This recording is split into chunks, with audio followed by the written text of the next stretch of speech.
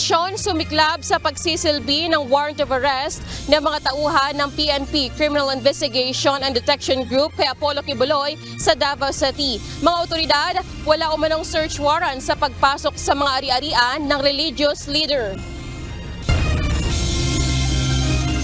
Panata ng Bagong Pilipinas sa bayan ng Binigkas sa flag raising ceremony ng mga ahensya ng pamahalaan kaninang umaga. Kautusan ng Pangulo para dito tinuligsa. Tigil pasada ng manibela, palalawigin na hanggang Biyernes. 1 taong extension sa prangkisa ng mga unconsolidated jeepney, muling hinihiling sa Land Transportation Franchising and Regulatory Board. Panibagong panukalang batas na layong paalisin ang mga Philippine Offshore Gaming Operator o POGO sa bansa, inihain sa Senado. Wish 1075 bus na gateway to the world ng original Filipino music nasa South Korea na.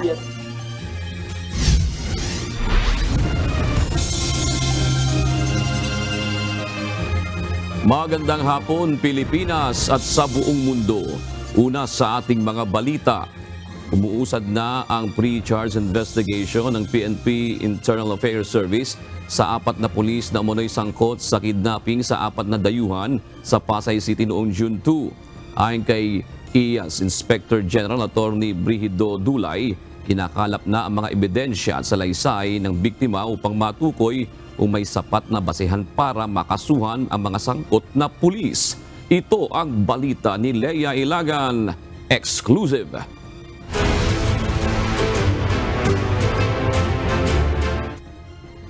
Nag-uumpisa na yung aming proseso na nagbubuo noong mga ebidensya, pati na rin yung istorya at kwento doon sa pangyayari, no? Doon sa kidnapping na ito.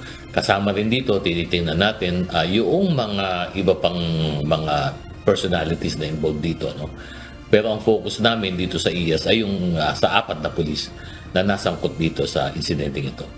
Nagsimula na mag-imbestiga ang Philippine National Police Internal Affairs Service sa 4 na pulis na umano'y sangkot sa kidnapping sa 3 Chinese national at 1 Malaysian national sa Pasay City noong June 2. Ayon kay IAS Inspector General Attorney Brigido Dulay, target nilang matapos ang pre-charge investigation sa loob ng 1 hanggang 2 linggo bago magsagawa ng summary dismissal proceedings na tatagal ng 30 araw. Pagkatapos makuha yung pre-charge investigation at makita doon sa ebidensya na meron talagang kumbaga mabigat na ebidensya na, ay sasampahan na ito ng formal charge. At dito na ilalatag yung demanda kumbaga dito sa mga police officers na to at sila ay i-undergo ng summary hearing. Sa summary dismissal proceedings aniya, ipipresenta ng IAS ang mga ebidensya laban sa mga pulis. May karapatan naman aniya ang mga ito na idepensa ang kanilang sarili sa pamamagitan ng kanilang mga abogado. Sakaling mapatunayang guilty ang 4 na pulis sa kasong kidnapping, posibleng ma-demote o matanggal ang mga ito sa serbisyo. Ano yun? Grave offense yun eh. So kahit anong mga kaso natin na grave offense, ito ay considered grave offense kasi isa ay nasangkot sa isang mabigat na insidente, no? At inakusahan sila, kidnapping, pabigat ito. So grave offense ito. Pag grave offense, ang parusa dyan ay either demotion or dismissal. So depende yan doon sa facts ng kaso. Sakaling matanggal ang 4 na pulis sa serbisyo, mawawala na sila ng benepisyo at hindi na muling makapagtatrabaho pa sa gobyerno. Base sa dokumentong nakuha ng UNTV, hindi lamang ito ang unang pagkakataon na nasangkot sa kaso ang 3 sa 4 na pulis. Ang police major na kabilang sa inirereklamo ay dati nang nasampahan ng kasong less grave neglect of duty at grave misconduct dahil sa violation of domicile, kung saan siya ay nasuspende ng 60 araw noong 2020. Nakasuhan din ng grave misconduct ang pulis na may ranggong Senior Master Sergeant dahil naman sa robbery at extortion. Naalis na ito sa serbisyo noong 2011, subalit umapila at nakabalik sa serbisyo noong 2019. Habang ang pulis na may ranggong Staff Sergeant naman ay nasampahan na rin ng kasong grave misconduct dahil sa evasion through negligence kung saan nasuspende siya ng 60 araw. We are committed to finally convict and or have a good conviction dito sa apat na arrested and as well as those identified personalities. And we will not stop from filing of criminal charges, but of course, ako yung regional director and I have administrative jurisdiction over this personnel. Corresponding administrative charges will be filed such that siguro a matter of 2-3 months magkaroon tayo ng disposition. At hindi lang yon, we have some informations and or discontinuing investigations will finally lead to unearthing several cases that they have committed in the past. June 2, nang harangin ng mga suspect na nakamotor ang luxury car na sinasakyan ng mga biktima habang binabagtas ang Taft Avenue sa Pasay. Pilit na pinabababa ang mga biktima, subalit ng tanggang ililipat na ang mga ito sa nakasunod na van. Nakatakbo ang dalawa sa kanila at nakapagsumbong sa barangay. Sinabi ni DILG Secretary Benhar Abalos na pinalaya naman ang dalawang iba pa matapos na magbayad ng 2.5 million pesos na ransom money. Leia Ilagan, UNTV, News and Rescue. Diyos ang aming sandigan, serbisyo publiko ang aming pinahahalagahan. Naglabas ng kautusan si Pangulong Ferdinand Marcos Jr. noong isang linggo na nag-aatas sa lahat ng ahensya ng pamahalaan kasama na ang government-owned and controlled corporations at educational institutions na isama sa flag ceremonies ang bagong Pilipinas Hymn and Pledge. Ngunit hindi sakop nito ang Senado at Kamara ayon kay Senate President Francis Escudero. Para naman sa isang mambabatas, nonsense o walang kabuluhan ang direktiba ni PBBM. Ito ang balita ni Rosalie Cos. Sabay-sabay po nating bigkasin ang panata sa bagong Pilipinas. Bukod sa mga kawani ng Presidential Communications Office sa Malacanang, sabayan na ring binigkas ng mga pulis sa Campo Crame ang panata ng bagong Pilipinas sa flag raising ceremony kaninang umaga. Unang kinanta ng mga pulis ang pambansang awit ng Pilipinas na Lupang Hinirang, sinundan ng Panatang Makabayan at Officer's Pledge, saka isinunod ang panata ng bagong Pilipinas. Binigkas din ang panata ng bagong Pilipinas sa iba pang kampo sa bansa, gayon din sa flag ceremony ng iba pang mga ahensya ng pamahalaan. June 4, inilabas ng tanggapan ni Pangulong Ferdinand Marcos Jr. ang Memorandum Circular No. 52. Sa ilalim ng direktiba, inaatasan ng lahat ng ahensya at instrumentalities ng pamahalaan, kabilang na ang government-owned and controlled corporations, educational institutions gaya ng state universities and colleges na isama sa lingguhang flag ceremonies ang pag-awit sa Bagong Pilipinas Hymn at pagbanggit sa Bagong Pilipinas Pledge. Ang mga lokal na pamahalaan, hinihikayat ding gawin ito. Sa Bagong Pilipinas Hymn, binabanggit ang nararapat na pagtutulungan ng mga mamamayan upang mapaunlad at umasenso ang bansa. Samantalang sa Bagong Pilipinas Pledge naman, nakapaloob ang pakikiisa at pakikilahok sa mga adhikain ng pamahalaan. Wala namang kabuluhan para kay House Deputy Minority Leader at ACT Teachers Party List Representative Franz Castro ang inilabas na kautusan ni PBBM. Kinu-question din ito ang timing ng pagpapalabas ng direktibang isama sa pagbigkas sa flag raising ceremony ang Bagong Pilipinas Pledge at pag-awit ng Bagong Pilipinas Hymn. Well, hindi na to kailangan nonsense ito dahil unang-una meron na tayong constitutionally na mandated na na Lupang Hinirang at saka itong Panatang Makabayan. Merong batas niyan at saka naaayon niyan sa konstitusyon. Giit pa ng Teacher Solon, mas dapat pagtuunan ng panahon ng administrasyon ang mga suliraning kinakaharap ng bansa. Pag-isipang mabuti paano patataasin ang sweldo, magkaroon ng mga regular at kalidad na trabaho ang ating mga mamamayan. So yun yung dapat na pag-isipan ng nasa Malacanang at hindi itong mga gimmick na naman. Kung totoong maganda yung governance, ipakita ito doon sa gawa. Ayon naman kay Senate President Francis Cheese Escudero, hindi sakop ng Memorandum Circular ang Kamara at Senado, gayon din ang Korte Suprema at Constitutional Commissions. Partikular ang Memorandum Circular No. 52 ni PBBM para sa Executive Branch.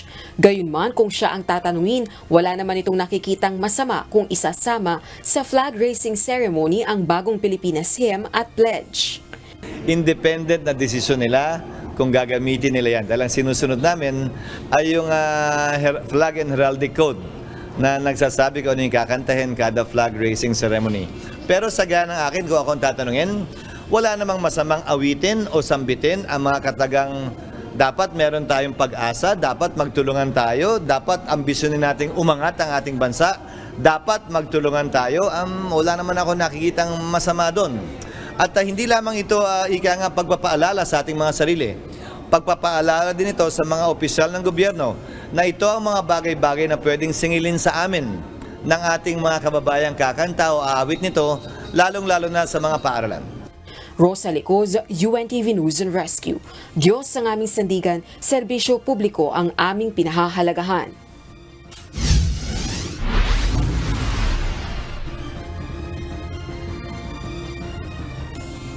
Kailangan pa ng batas para sa pag-awit at pagbigkas ng Bagong Pilipinas Hymn and Pledge. Ayon kay Senate Minority Leader Aquilino Coco Pimentel, hindi sapat ang simpleng executive order dahil involved dito ang paraan ng pag-iisip ng mga tao. Sa kanya mensahe sa mga reporter, iminungkahi ng senador sa executive branch na magsumite ng panukala upang amyendahan ang umiiral na batas na sumasakop sa national anthem, pledge at flag raising ceremony. Itinakda na sa Huwebes ang pulong ni Senate President Francis Escudero at House Speaker Martin Romualdez kasama ang iba pang lider ng Kongreso. Ayon kay Senator Escudero, tentative pa lamang ito dahil inaalam pa kung available sa naturang petsa ang ibang kasama sa meeting. Inaasahang pag-uusapan ang kani-kanilang legislative agenda maging ang parating na Legislative Executive Development Advisory Council o LEDAC na nakatakda sa June 25. Tentative pa lamang itong darating na Huwebes pero hindi pa na-finalize kung available nga ba lahat dahil marami-rami yung makikipagpulong sa panig nila at sa panig namin. Yung napipintong LEDAC sa June 25, yun ang priority na pag-uusapan namin sa pagpupulong na yun. Personal na hinatid ni Pangulong Ferdinand Marcos Jr. ang tulong ng pamahalaan sa mga magsasaka at mangingisda na naapektuhan ang kanilang kabuhayan dahil sa matinding tagtuyot sa Isabela Province. Ayon kay Pangulong Marcos, may malalaking proyekto na ang kanyang administrasyon na inaasahang makatutulong sa sektor ng agrikultura sakaling muling umiral ang El Niño phenomenon sa bansa. Ito ang balita ni Nel Maribuho. Makakaasa ang ating mga magsasaka na patuloy pa rin na makikinabang sila sa Rice Competitive Enhancement Fund sa kabila ng planong pagbaba sa taripa sa bigas. Patuloy na makikinabang sa Rice Competitiveness Enhancement Fund o RCEF ang mga magsasaka kahit ibaba ang ipinapataw na taripa sa bigas. Ito ang inihayag ni Pangulong Ferdinand Marcos Jr. ng pangunahan ng pamamahagi ng tulong sa mga magsasaka at mangingisda sa Ilagan City, Isabela. Nilikha ang RCEF sa ilalim ng Rice Tarification Law na layong tugunan ang mga pangangailangan ng mga magsasaka sa pamamagitan ng pagbibigay ng makinarya, binhi at pautang. Ayon kay Pangulong Marcos, may mga proyekto na ang kanyang administrasyon upang matulungan ang sektor ng agrikultura at mapatatag ang supply ng pagkain. Magtatatag tayo ng bago at makabagong irrigation facilities at isasaayos ang ating mga infrastrukturang nangangailangan ng renovation at makabagong mekanismo. Aayusin din natin ang ating mga agricultural logistics at supply chain. Bago ang pamamahagi ng tulong, pinangunahan ni PBBM ang inaugurasyon ng Kabaruan Solar-Powered Pump Irrigation Project sa Quirino, Isabela. Ang 65.77 million pesos project ay kinabibilangan ng paglalagay ng mahigit 1,000 solar panels. Ito ay may kakayahang maglabas ng 12,800 gallons ng tubig kada minuto at kayang masupleyan ng irigasyon ng 350 hectares na agriland. Ayon kay Pangulong Marcos, malaki ang may tutulong nito sa mga magsasaka, lalo na kapag umiiral ang El Nino phenomenon. Kaya naman inatasan niya ang National Irrigation Administration o NIA na pag-aralan na lagyan ng solar power system ang mga irrigation asset ng pamahalaan. Inaanyayahan ko rin kayong pag-aralan kung alin pa sa mga irrigation asset natin sa bansa ang maaari natin lagyan ng power generation kagaya rito o iba pang mga pasilidad na upang lubos nating mapakinabangan ang mga ito at mabawasan ang gastos na pasanin ng ating mga magsasaka sa pagpapatakbo nito. Ayon kay Pangulong Marcos, 152 solar-powered pump irrigation projects ang naitayo na at plano pang magdagdag ang pamahalaan ng 118. Nel Maribuhok, UNTV News and Rescue, Diyos ang aming sandigan, serbisyo publiko ang aming pinahalagahan.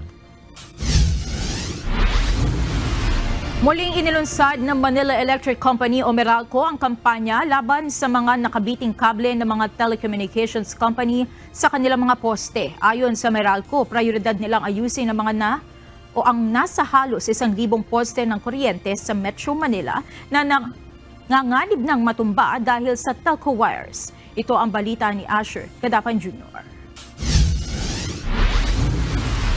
Tinatanggal po natin yung mga illegal attachments tsaka yung mga dead wires na nakatouch sa poste natin. Nagsagawa ng clearing operation ng Manila Electric Company o Meralco sa kanilang mga poste sa isang barangay sa bayan ng Pateros ngayong araw. Layo ng Meralco na tanggalin ang mga hindi na ginagamit at hindi otorisadong mga kable ng telecommunications company sa mga poste ng kuryente. Ayon kay Meralco Foreign Attachment Management Head Samuel Son Montoya, maring makadisgrasya ang mga nakabiti na telco wires lalo na kung lubha na itong nakabibigat sa poste. Usually dead wires po marami at kasi kung mapansin ninyo, pag may nagpalit ng service provider or nawalan ka ng internet, hindi na ho nila nire-retire yung mga idle. Kabit lang sila ng kabit. And what's worse is hindi sila nagpapaalam sa LGU, pati sa Meralco. So yun ho yung mga nagiging problema natin at nagpapabigat sa poste. Ganito karami yung mga kable ng telco na nakuha mula din sa ilang mga poste ng Meralco sa isang kalsada dito sa Pateros. At ngayon ay kakaunti na lang at mas malinis ng tingnan ang mga linya sa lugar. Dagdag pa ng Meralco, sa sobrang dami ng mga kable sa ilang mga poste ay hindi na kinakaya ng mga ito ang bigat ng telco wires. Almost 1,000 poles yung na-identify natin na critically loaded. So these are the 200% and above na loaded. Ibig sabihin para matutumba na yung mga to. So ito yung mga inuuna natin sa iba-ibang lugar, priority natin to avoid yung fall down. Samantala, nagdulot naman ang pagkaantala sa ilang mga residente sa lugar ang ginagawang pagsasaayos ng Meralco. Ang negosyanteng si Marilyn umapila na agad na maibalik ang internet connection sa kanilang lugar dahil kailangan nila ito sa pagkuha ng order ng mga customer sa kanilang catering service. Sana maikabit sa tamang lugar din, sa tamang paraan din kasi basta lang sila salaksak ng salaksak eh. Sinabi naman ng Meralco na nakikipagtulungan sila sa mga telco upang agad na maikabit ang internet service sa mga apektadong lugar. Ayon naman kay Pateros Mayor Miguel Ponce III, nakatakdang pulungin ng Metro Manila Council ang Meralco at mga telco company upang malutas ang problema ng mga linya at kable sa mga poste sa Kalakang, Maynila. Ang effort ay kung manggagaling lang sa isang local government, parang hindi masyado napapansin eh. But if we will start this in the council itself, na lahat ng local government ay magre-request. Kasi I believe, hindi lang naman sa Pateros problema ito eh. No? Problema rin to sa ibang lugar. Kaya dapat concerted talaga yung effort namin eh. No? Asher Cadapan Jr., UNTV News and Rescue. Diyos ang aming sandigan, serbisyo publiko ang aming pinahahalagahan. Narito naman ang mga balita sa iba't ibang panig ng mundo na iakatid ng ating global correspondent na si Marvy Delphi.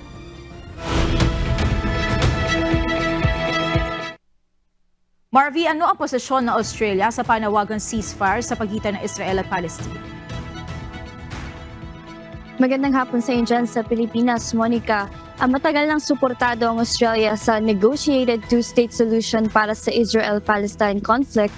Pero in terms of yung ceasefire, ayon sa spokesperson ni Australian Foreign Minister Penny Wong, muling ine-emphasize ng Australia na sana ay lahat ng hostages ay mapalaya na, maprotektahan ng mga civilians at magkasundo na ang Israel at Hamas sa ceasefire proposal na inilatag ni United States President Joe Biden. Ito rin ang hiling ng libo-libong Australians na nag-participate sa pro-Israel, pro-Palestine rallies na naganap nitong nagdaang weekend sa Brisbane, Sydney at Melbourne. Monica? Sige Marvy, ibigay mo na ang mga balita sa iba't ibang panig ng daigdig. Suportado ni Australian Prime Minister Anthony Albanese ang panawagang ceasefire ng Estados Unidos sa pagitan ng Israel at Palestine. Sinabi nito na marami nang nagbuwis ng buhay sa magkabilang panig kaya kailangan ng protektahan lalo na ang mga sibilyan. Muli rin siya nanawagan sa Hamas na pakawalan na ang mga tihag ng walang hinihinging kapalit. Nais rin niya na magkaroon na ng ceasefire upang makapaghanap na ng short at long-term solution sa nangyayaring sigalot. Nabawi ng Israel ang 4 na bihag sa isinagawang operasyon ng Defense Forces. Tiniyak ni Prime Minister Benjamin Netanyahu na hindi titigil ang pamahalaan hanggat hindi nakakuha ang lahat ng hostages. Ito ang balita ni Azel Kaisip.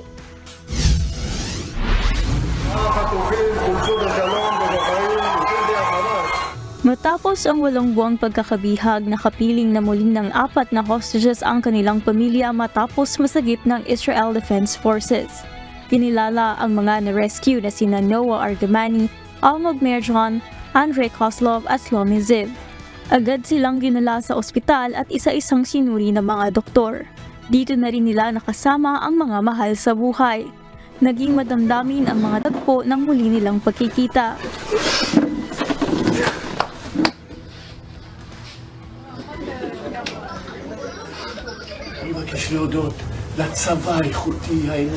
Personal din silang binisita ni Israel Prime Minister Benjamin Netanyahu upang alamin ang kanilang kalagayan matapos ang 8 buwan.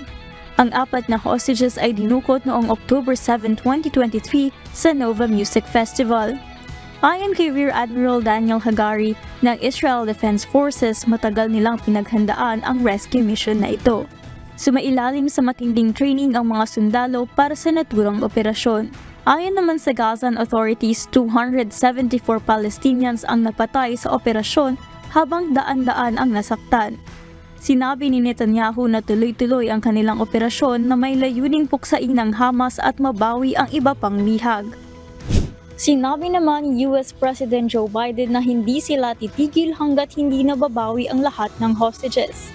Muli namang nanawagan ng ceasefire si United States National Security Advisor Jake Sullivan kasunod ng pagpapalaya sa mga bihag. Azel Kaisip, UNTV News and Rescue, Diyos ang aming sandigan, serbisyo publiko ang aming pinahahalagahan.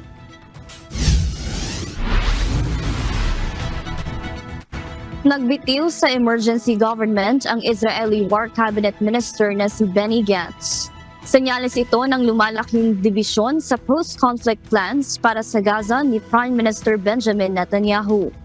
Kinokonsideran si Gantz na isang posibleng potential challenger sa kapangyarihan ni Netanyahu. Nanawagan din ito sa Prime Minister na magtakda na ng petsa para sa eleksyon.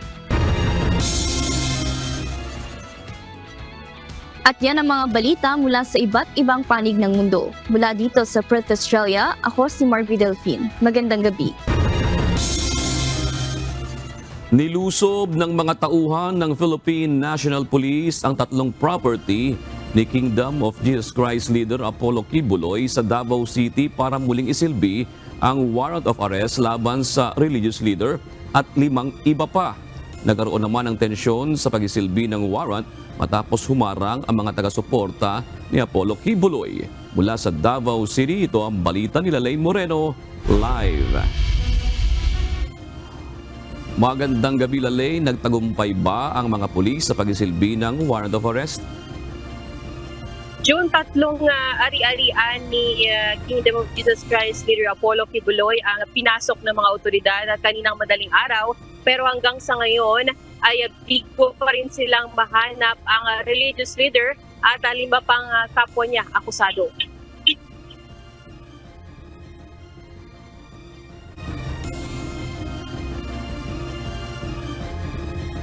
Sabay-sabay na nagsilbi ng warrant of arrest ang mga otoridad kaninang madaling araw sa mga properties ni Kingdom of Jesus Christ leader Apollo Kibuloy.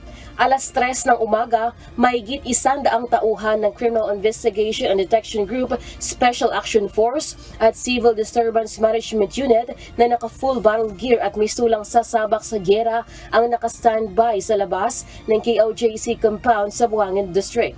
Nakabantay naman sa mismong gate ng KOJC compound ang mga taga-suporta ni Kibuloy kaya hindi agad nakapasok ang mga otoridad.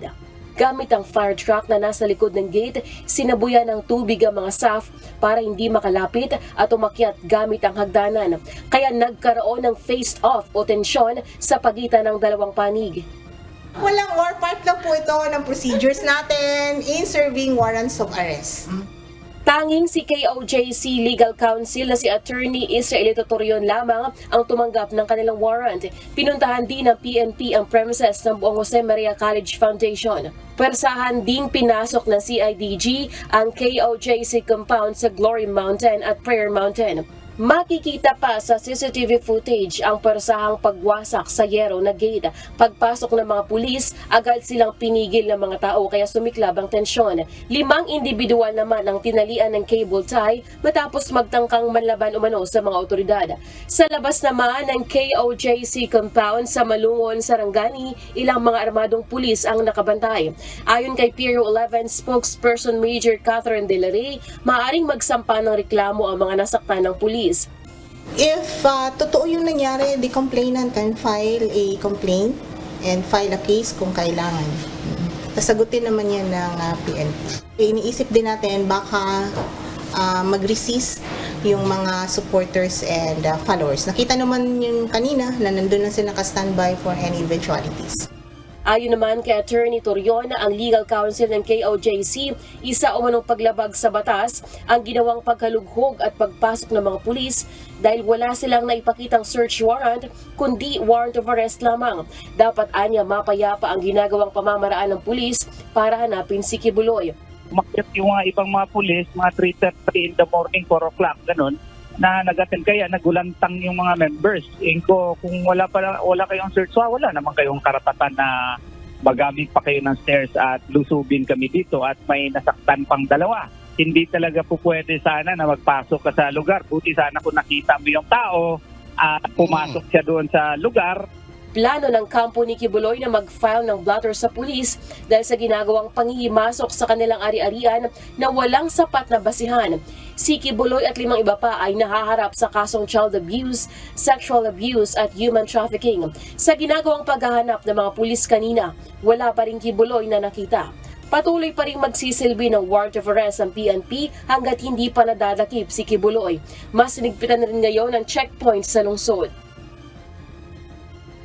June, nananawagan naman si PNP Public Information Chief Police Colonel Jane Fajardo sa mga taga-suporta ni Kibuloy na isuko na siya sa mga otoridad at pati na ang 5 kapwa niya akusado at harapin ang kanilang kinakarap na kaso ng sexual abuse at child abuse. June. Di ba, Lalaine, itong sinasabi mong warrant of arrest, anong korte ba ang nag-aproba nito o nag-serve o nag-aproba? June, itong case kasi na kinakarap ni Kibuloy, una itong inisyo ng Regional Trial Court dito sa Davao City pero nilipat ito sa Pasig City. Kaya itong sinerve nila na warrant of arrest ngayon ay mula ito dyan sa Pasig City, June. Di ba ang panawagan sabi mo ng PNP isuko na ng mga miyembro ni Apollo Kibuloy, si Ginoong Kibuloy. Siyempre, dati nang nagsalita si Apollo Kibuloy na hindi siya susuko, di ba? At papaano ngayon na magiging sitwasyon diyan, Lalaine, diyan sa mismong compound ng Kingdom of Jesus Christ at pag dumating uli yung mga pulis, Lalaine? June nitong hapon, mga bandang alas 5 no, nitong hapon ay merong mga tauhan o mga taga-suporta ni Kibuloy na nakabantay dyan. Ayon sa kanila ay patuloy silang magbabantay in case na muling bumalik itong mga tauhan ng CIDG, CIDM at itong mga SAP. Ayon naman kasi sa Pier 11, hanggat hindi pa nila nakikita itong si Kibuloy at 5 pang kapwa niya akusado, ay patuloy nilang isisilbi ang warrant of arrest. So, yung nakikita natin ngayon sa footage na pinagkatiwala sa atin ng SMNA News na winasak yung yero na gate, yung ba ay sinasabi ba ng mga pulis, nakapaloob din ba yun doon sa bit-bit nilang warrant? Yun, doon specifically, ang sabi nga ni Attorney Israeli Tuturion, itong legal counsel ng KOJC, ay wala silang search warrant. Kasi search warrant dapat ang kailangan nila para sila maghalubog doon sa mga ari-arian ni Kibuloy. Pero ayon naman kasi sa pulis, ay maaari silang maghanap sa mga ari-arian ni Kibuloy kung mayroon silang impormasyon o batayan na posibleng nandun sa loob ng kanyang mga compound itong si Kibuloy. So hindi na kailangan ng batas para pasukin ng mga pulis or any obstruction man dyan na maaaring mag-arise, ay maaari pa rin nilang pasukin itong compound ng KOJC. Lalay, gaano naman katotoo na Biyernes pa lang, usap-usapan na sa Davao City na meron nang nag-aabang na bata-batalyong SAP troopers para nga dakpin si Ginoong Apollo Kibuloy. Ibig sabihin nun na alam na kaagad na merong mangyayaring ganyan. At siyempre, ikaw man ang akusado, ikaw man ang hinahanap ng batas, hindi ka basta, lalo na si Ginoong Apollo Kibuloy, nagsabi na siya na hindi siya magpapahuli o magpapadakip. Tama ka dyan, June. That's posible yan. No? Kasi nga kagabi alas 3 ng madaling araw nandun yung mga pulis, tapos yung mga supporters niya ay mayroong mga plaka na Justice for Kibuloy. So, big possibility na alam nila na pupunta yung mga pulis. So, meron silang intel from police na susugod itong mga otoridad sa kanilang compound dyan. At ayon naman kasi sa PRO 11, itong mga staff naman daw na pinadala dito sa Davao ay regular nilang assignment dito at pinadala sila. Pero may napabalita dito tayo, June, na nitong weekend ay mayroon ng inihanda ng mga CDM itong PRO 11 nga dyan nga ipapadala dito sa mga ari-arian ni Kibuloy para hulihin at hanapin si Kibuloy at 5 iba pa na kapwa niya akusado. Lalay, meron na bang hakbang na gagawin ang kampo ni Ginoong Kibuloy doon sa mga pulis na sinasabing wala namang search warrant na sumira doon sa bakod, doon sa isang property ni Ginoong Kibuloy? Ayon kay Attorney Israeli Tuturion, itong legal counsel ni Kibuloy at iba pang kapwa niya akusado, yung mga ebidensya, yung mga pictures at videos na nakuha kanina nila itong madaling araw hanggang 6 or 7 a.m. ay iipunin nila. Ito yung gagamitin nila para mag-file ng blatter sa police. Pero i-confirm pa natin yun kung nahabol nila yung pag-file ng blatter before magabi dito sa PNP. Kasi ayon kay Attorney Turion, labag ito sa batas dahil wala silang naipakita na search warrant. Alright, maraming salamat. Lalaine Moreno, nag-uulat ng live mula sa Davao City. Samantala, hindi pa rin nakalalabas ng bansa si Kingdom of Jesus Christ leader Apollo Kibuloy. Ayon kay Philippine National Police Chief Police Colonel Jean Fajardo, walang record ang Bureau of Immigration na umalis ng bansa si Ginoong Apollo Kibuloy. Well, wala pong indication so far na nakalabas po si Pastor Kibuloy dahil wala pa naman pong validation or confirmation on the side ng BID. The mere fact na we are implementing yung simultaneous implementation po ng warrant of arrest doon sa iba't ibang areas po sa Davao po ngayon is an indication na naniniwala po pa rin po tayo na nandito pa rin po siya sa bansa. Panawagan ng PNP kay Ginoong Kibuloy at 5 iba pang akusado, sumuko na lamang sa pulisya at harapin ang mga kaso laban sa kanila. Kaninang umaga, muling nagsilbi ng warrant of arrest ang mga pulis sa 5 property ni Apollo Kibuloy sa Davao City. Palalawigin pa ng grupong Manibela hanggang sa Biyernes ang isinasagawa nilang tigil pasada na layong kondinahin ang gagawing panghuhuli sa mga tradisyonal na jeep na hindi sumama sa franchise consolidation. Muli namang iginiit ng grupo pagkakaroon ng isang taong provisional authority sa mga unconsolidated jeep upang maaprubahan ang ipinapanukala nilang rehabilitated jeepney na naaayon sa modernization. Ito ang balita ni JP Nunez. Nakakalungkot na hanggang ngayon puro pananakot pa rin ang gustong gawin sa atin ng DOTR at ng LTFRB.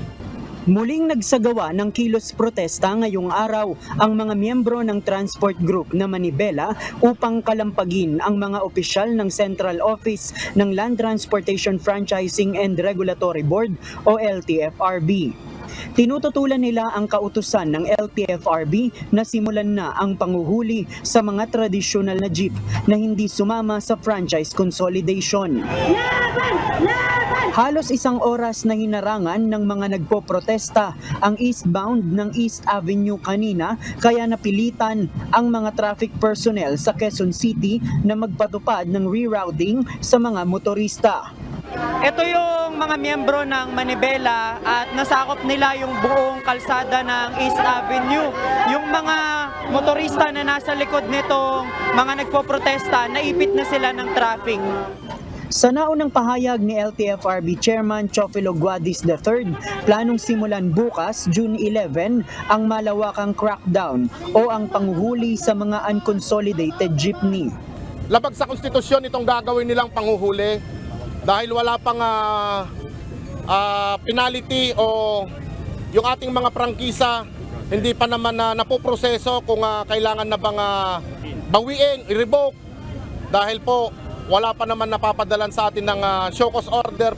Samantala muli namang iginiit ng Manibela ang pagkakaroon ng kahit isang taong provisional authority para sa mga jeep na hindi pa nagpa-consolidate. Ayon sa grupo, ito ang panahon na kanilang gagamitin upang mapaaprubahan ang prototype jeep na sinasabing nakaayon sa PUV Modernization Program. Yung isang taon na provisional na ibibigay po sa atin, malaking bagay na ito upang mapatunayan natin na tayo po ay pabor sa modernisasyon. Sa nagdaang pagdinig sa Kamara, iminungkahi ng mga kongresista ang pagbibigay ng isang taong provisional authority sa mga unconsolidated jeepney na ayon sa LTFRB ay kanilang pag-aaralan. Imbes na hanggang sa Miyerkules, palalawigin pa ng Manibela ang kanilang tigil pasada hanggang sa Biyernes, June 14. Sinusubukan pa ng UNTV na makakuha ng panig ng LTFRB kaugnay ng kilos protesta at planong panguhuli sa mga unconsolidated na jeep pero wala pa silang tugon sa ngayon. JP Nunez, UNTV, News and Rescue. Diyos ang aming sandigan, serbisyo publiko ang aming pinahahalagahan.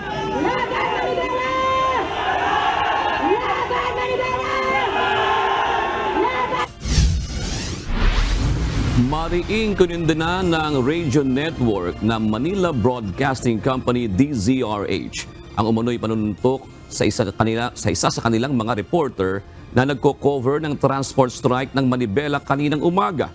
Base sa video na ibinahagi ng DZRH, mapapansin na sa gitna ng pagbabalita ni Gonzales ay bigla na lamang itong nawala sa live stream. Kwento niya, bigla na lamang siyang sinugod ng ilang miyembro ng Manibela at sinuntok sa kanyang tagliran habang siya ay nagbabalita. Tiniyak naman ng radio station na magsasampa sila ng kaso laban sa mga miyembro ng Manibela na nanakit sa kanilang reporter. Samantala, dumipensa naman ang chairman ng Manibela sa pangyayari at sinabing minura umano ni Gonzales ang ilan sa kanilang mga miyembro kaya nagawa ng mga ito na gumanti. Sana maging patas tayo sa pagbabalita. Yung emosyon mo, itago mo dahil nasa pamamahayag ka. Kung gusto mo na yung sarili mong opinion ng ilabas mo, mag-commute ka na lang, huwag ka nang magbalita. Bukod sa DZRH, mariin din kinindinan ng iba pang mga grupo ng mamamahayag ang ginawang pananakit sa radio reporter. Sa gitna ng mga kontrobersya kaugnay ng Philippine Offshore Gaming Operator o POGO sa bansa, naniniwala ang liderato ng Senado na nasa kamay na ng ehekutibo para patalsikin ang mga POGO sa Pilipinas. Ngunit, depensa ng PAGCOR, hindi umano ang mga POGO ang banta sa seguridad ng bansa kung hindi ibang uri ng sindikato. Ito ang balita ni Harleen Delgado. Well, desisyon at pasayan ng executive branch, particular na rin ng PAGCOR.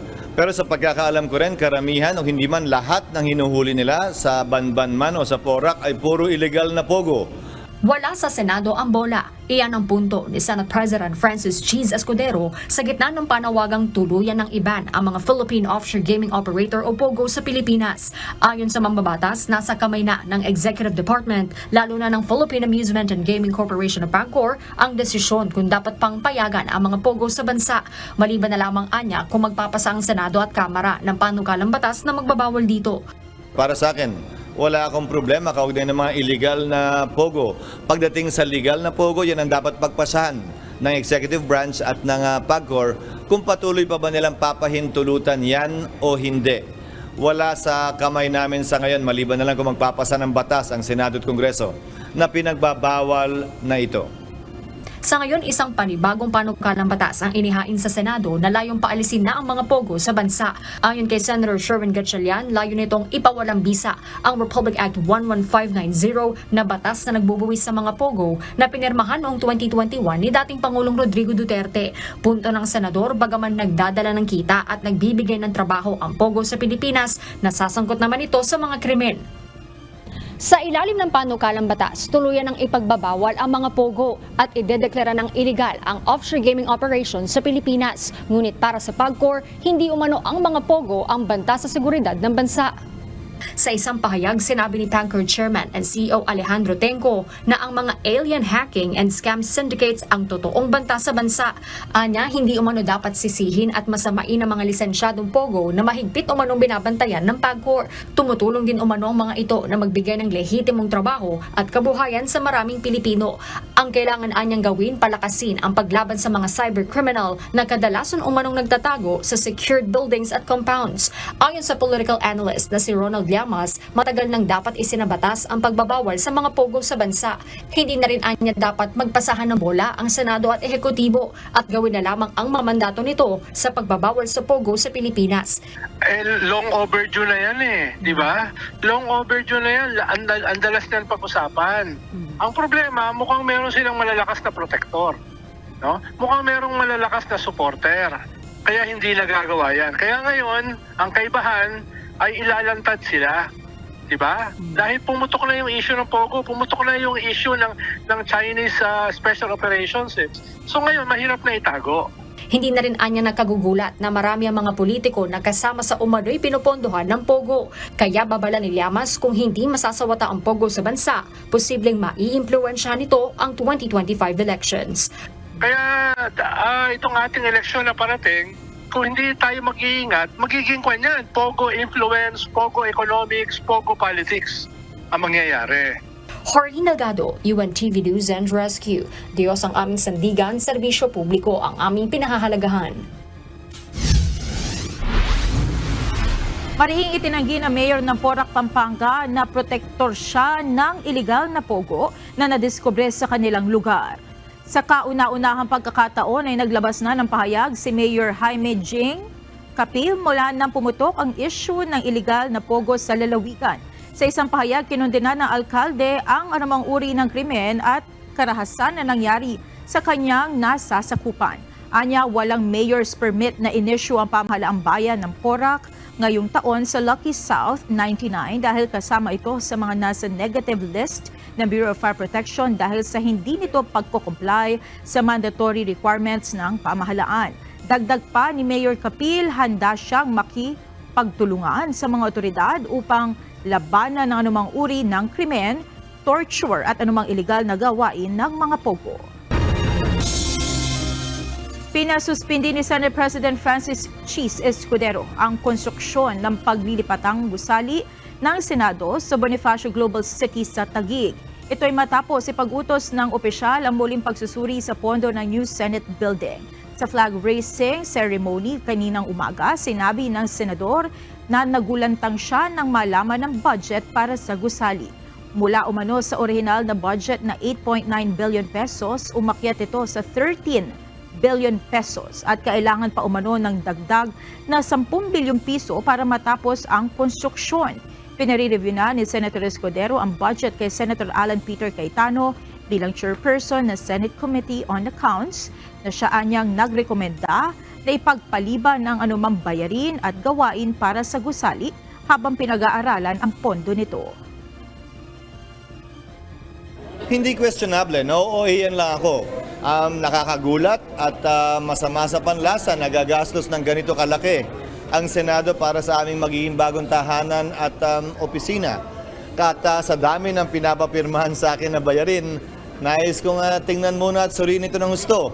Kung talaga bang nararapat, angkop at kung paano ito mapababa. Dahil tiyak ko, hindi rin maganda sa panlasa ito ng marami sa ating mga kababayan kung malalaman nila kung gaano kalaki ang gastusin para sa magiging bagong opisina. Ikinagulat naman ito ni Senator Nancy Binay na siyang dating chairperson ng Senate Committee on Accounts. Sa pahayag, nilinaw ng senadora na hindi kasama sa 8.9 billion pesos ang gastos para sa interior at fit-out ng gusali at hindi rin anya totoo na walang parking space ang bagong Senate building. Anya, mas mainam kung kinausap muna sila ni Senator Escudero para maliwanagan sa totoong impormasyon kaugnay ng konstruksyon ng bagong gusali ng Senado kaysa umano umasa sa mga pabulong-bulong na marites. Gayunman, nanawagan ang senadora na madaliin ang gagawing review sa budget upang hindi na magkaroon ng dagdag gasto sa delay at pagrenta ng Senado sa kasalukuyang gusali nito. Sinaksihan kanina ng Commission on Elections sa COMELEC at iba pang stakeholders mula sa Pilipinas ang buong proseso ng mass production ng mga makina ng South Korean company na Miru.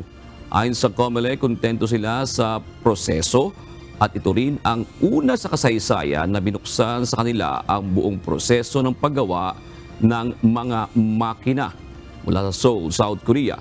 Ito ang balita ni Dante Amento live. Magandang gabi, Dante. Ano ba ang timeline ng COMELEC diyan sa kumpanyang Miru na yan at papaano ito masusunod ng Miru Systems? Dante. Yes, John. Magandang gabi. Ayon pa sa Miru, no, hanggang base kasi sa timeline ng Commission on Elections to COMELEC na ibinigay sa kanila hanggang December nitong taon June ay kailangan nilang ma-deliver ang kabuuang 110,000 na mga automated counting machine o ACM at ang tiniyak ng pamunuan ng Miru na ito ay masusunod at sa katunayan nga June sa darating na Agosto nitong taon ay mag-deliver sila ng pangalawang batch na ng mga makina sa Pilipinas. Ito ay nasa 20,000. Ito yung gagamitin June na testing machine sa mga mall. Kung nakikita naman natin madalas yung COMELEC na sasagawa ng mga testing sa mga mall para masuri talaga na yung makina ay gumagana ng maayos bilang paghahanda sa eleksyon. Binisita ng delegasyon ng Commission on Elections o COMELEC sa pangunguna ni Chairman George Erwin Garcia, Commissioners Amy Perulino at Lelson Celis ang planta ng South Korean company na Miru sa Anyang, Gyeonggi, South Korea kanina. Kasama June ng COMELEC ang mga kinatawan mula sa kapisanan ng mga broadcaster ng Pilipinas o KBP, Philippine Computer Society at mga kawani ng media. Bago yung aktwal na pagsaksi ng delegasyon kung papaano ginagawa ng Miru o ang mass production ng automated counting machines, ipinakita muna ng Miru ang mga teknolohiya o sistema na kaya nilang gawin pagdating sa election system. Pagkatapos ay pinuntahan ng COMELEC ang packaging area sa ground floor ng kanilang planta kung saan dito inilalagay June ang mga tapos ng mga makina at handa na para sa shipment. Ganyan din ang lugar kung saan aktwal na ina-assemble ang mga makina mula sa pinakamaliit at masiselang mga component ng makina hanggang sa quality assurance area na doon naman sinusubok yung kakayahan ng mga makina tulad sa init. Kung hindi ba ito agad masisira dahil nga sa Pilipinas June ay mainit ang ating temperatura. Ayon naman sa mga opisyal ng COMELEC, kontento sila sa mga nasaksihan nila dahil binuksan sa kanila yung buong proseso ng produksyon ng mga makina. Nung unang sinabi namin na dapat manufacturer yung mananalong bidder, na-complain na po nila kaagad yung mismong number one requirement, manufacturer sila. And number two, syempre yung mga hinihingi nating mga features. Sabi namin 13-inch screen, 14-inch pa ang ginawa nila. So I am impressed with how they produce the machines and how they test the machines to meet the requirements of the Commission. June, sinabi naman ng Miro na gusto nilang ipakita na sila ay transparent sa paggawa ng mga makina. Wala naman kasi silang tinatago, kaya binuksan nila yung kanilang buong proseso ng produksyon. Ito ay sa kabila ng maraming request ang COMELEC pagdating sa pag-customize ng automated counting machine.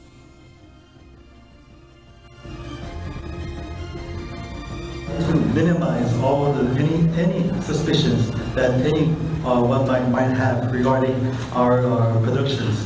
So we want to be fair and transparent from the beginning. We have nothing to hide. Na sa harapan natin mismo na ipakita kung paano bawat maliliit na detalye ay pinakita. Napaka-importante po sa komisyon yan sapagkat nangangahulugan lang, hindi po kami nagkamali nung mabigay namin yung award.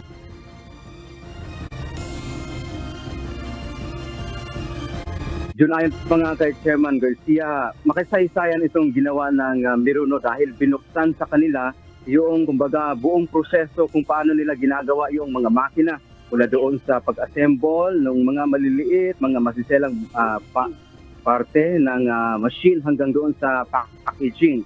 Pero ang sinabi dito ni Chairman Garcia, kumbaga nasa unang phase pa lamang ang Miro.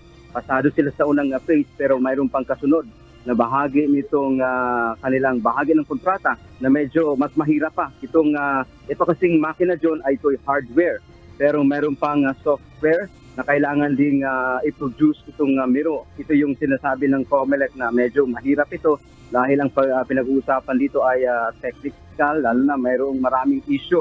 Hindi ba prone sa hacking yan o paano gumagana ba yan pagdating ba ng eleksyon? Ay hindi ba maaaring mabulunan yung inyong mga makina? So yun yung mga kasusunod na mga challenge ng Miro after nilang ma-deliver yung mga makina dyan sa atin sa Pilipinas.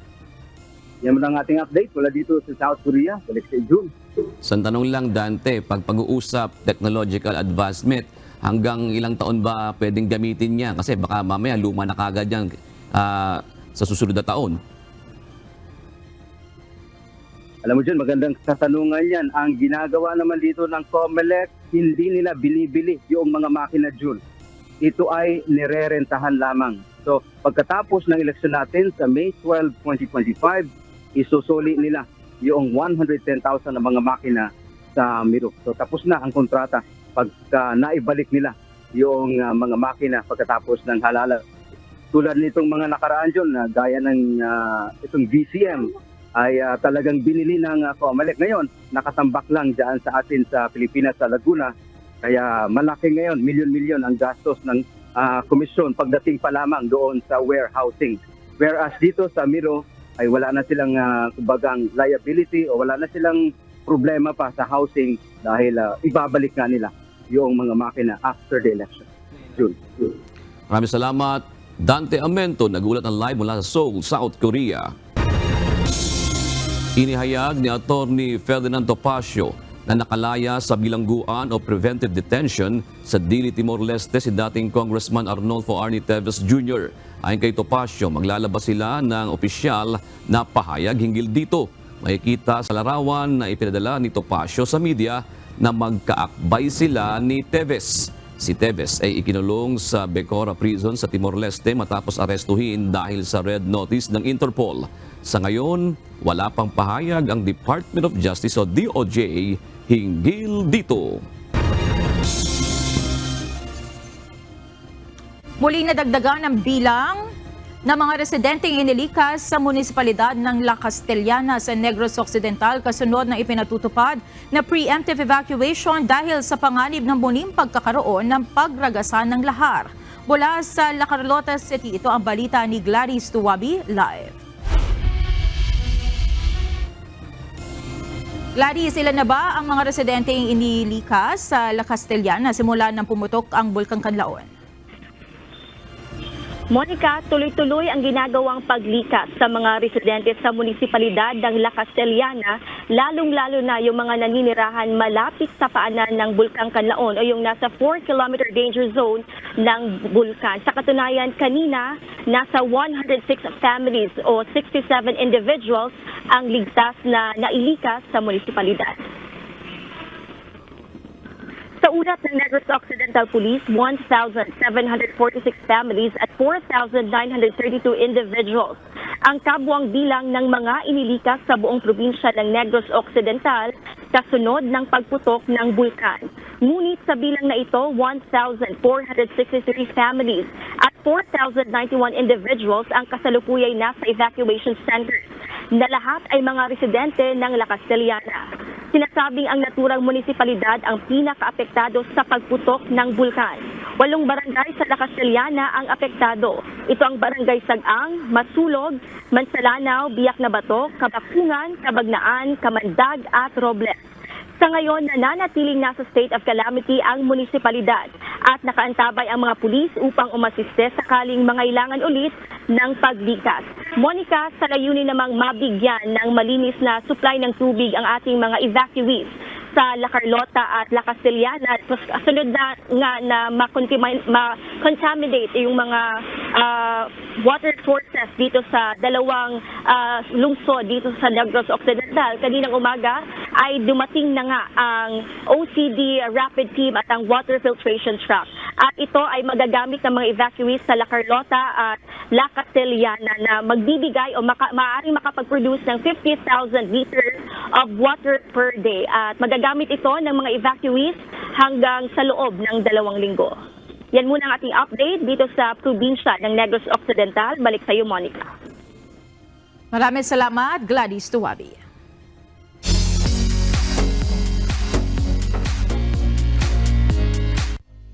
Nasa South Korea na ang tinaguriang gateway to the world ng original Filipino music o OPM, ang Wish 107.5 bus. Pang-apat na Wish bus na ito at layo maipromote ang Filipino music at talents sa land of K-pop.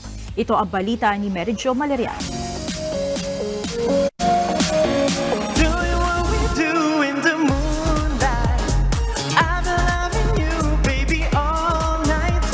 Napuno ng kasiyahan ng pagunita ng Filipino community sa South Korea sa Araw ng Kalayaan ng Pilipinas, maging ang pagkatatag ng diplomatic relations ng dalawang bansa.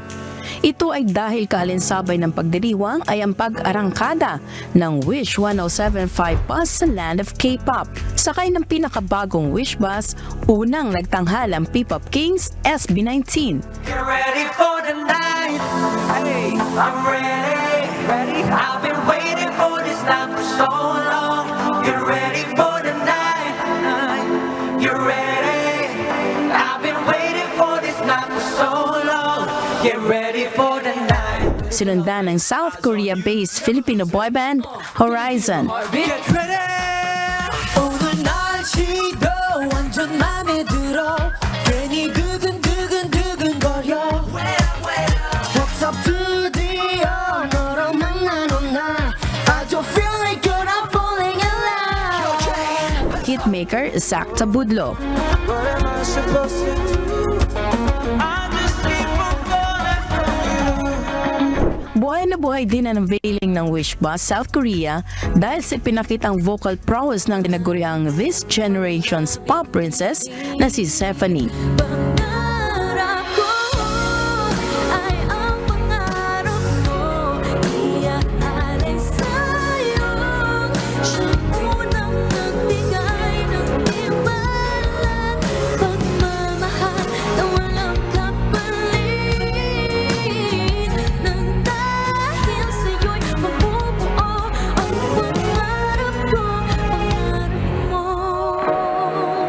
Gayon din ang 8 P-pop awardee at pinakabagong artist ng KDR Music House na si SI.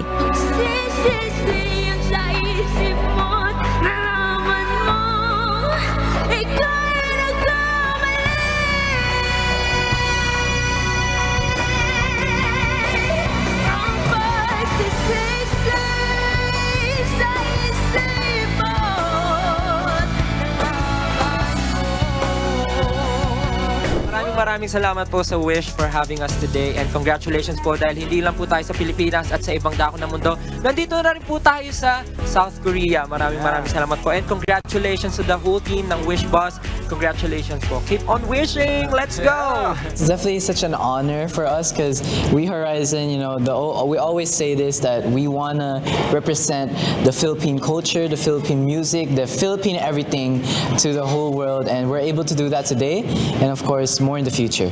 Makahulugan ang pag-arangkada ng Wish Bus sa South Korea dahil kaalinsabay nito ay ang pagdiriwang ng PhilCom sa Araw ng Kalayaan ng Pilipinas, Pambansang Araw ng Migranteng Manggagawa at pagunita sa ika-75 taong pagkatatag ng diplomatic relations ng Pilipinas at South Korea. Dinayo rin ito ng mga Pilipino na ang ilan ay bumiyahe pa mula sa Pilipinas, Singapore, Japan, Australia at iba pang panig ng Asia. Yung experience po dito is very heartwarming dahil po nakikita po ulit ng Filipino community dito po sa Korea. Sobrang excited po siyempre, kumbaga ang tagal namin hinintayan dito sa Korea and finally nandito siya at hindi po kami makapaghintay. We're more than excited to see po at talagang inaabangan namin yung unveiling ng Wish Bus dito sa Korea at yung mga performance ng mga Filipino talents and artists. We're very happy that we're here sa unveilingan po ng Wish Bus. It's a very big event and marami rin pong natatouch na lives ang Wish Bus. So, very happy kami. Samantala, ayon naman sa Wish Innovator na si Kuya Daniel Razon, patuloy na magiging bahagi ang Wish 1075 Bus upang maipromote ang talento at musika ang Pilipino sa iba't ibang panig ng mundo. Gayon din ang makapaghatid ng serbisyo publiko sa pamamagitan naman ng Members Church of God International o MCGI. At the same time, amin po din namang ini-offer sa inyo kasama po ng members ng Church of God International o MCGI ang aming serbisyo dito sa inyo sa Korea. Kung ano man po ang aming maipaglilingkod pa, dala-dala po namin ang lahat ng atin pong mga charity works saan man tayo magpunta. And one of the reasons why Wish Bus was called Wish Bus, hindi lamang po para magdala sa inyo ng musika, kung hindi sa isang maliit na paraan ay makapag-grant ng inyong mga wishes. Kung ano man po ang aming higit na maipaglilingkod sa inyo. Sa kasalukuyan, rolling na ang 2 bus ng 1075 sa Pilipinas, isa sa Hollywood, USA at ngayon ang pinakabagong Wish Bus sa South Korea. Nagpasalamat naman ang Embahada ng Pilipinas at Filipino community sa South Korea dahil sa innovation ng Wish 1075. Sa pamamagitan nito, mas may promote ang kultura at talentong Pilipino. Ngayon ho, may pagkakataon na po yung unveiling po ng Wish Bus Korea. Nagpapasalamat po kami sa lahat ng bumubuo ng Wish Bus and most importantly po to provide a platform for showcasing Filipino music and Filipino talent here in Korea. Trending naman kahapon, araw ng Linggo, June 9, ang Wish Bus South Korea. Hindi lang sa social media platform X sa Pilipinas, kundi maging sa South Korea. Kaya sa Wishers na nandito sa South Korea, abangan ang musical experience na hatid sa paglilibot na nag-iisang FN on Wheels dito sa South Korea. Mula dito sa Busan, South Korea, Medyo Malariado para sa UNTV News and Rescue. Diyos ang aming sandigan, serbisyo publiko ang aming pinahalagahan.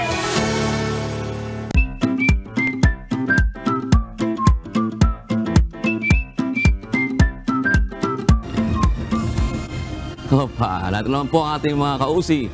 Yung araw po ng Lunes. Salamat po, shout out kina Robert Rososo, Wilfred Cajes Astronomo at John Cristobal.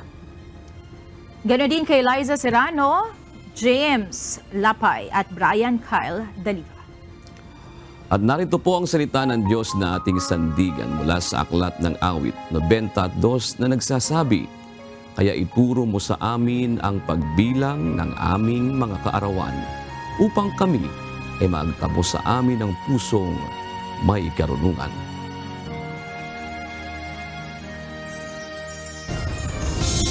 At yan ang kabuuan ng ating balitaan ngayong gabi. Aming inilahad ng buong katapatan kung paano namin nasaksihan. Kayo po'y makapagtitiwala na ang aming nakita at narinig, ang aming ibinabalita. At dito po sa UNTV, Diyos ang aming sandigan, serbisyo publiko ang aming pinahahalagahan. Magandang gabi po.